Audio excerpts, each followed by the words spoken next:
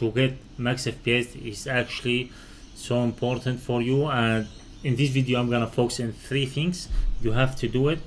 Just they're gonna give you max frames. There are many things you can do, but these things they affect the frames more. So let's start with inside the game.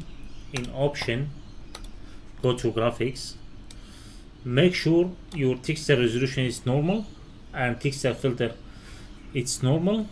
And one more thing is cache spot shadows disable, cache sun shadows disable, and direct ray tracing disable. Do these things on inside the game settings and outside the game, and make sure you copy these settings for NVIDIA control panel.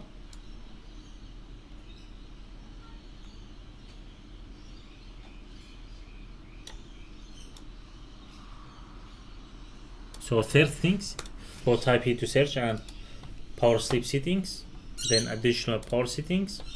On power options, just go make it high performance and X. So I think with these tips you're gonna have the max frame you can get it from your GPU.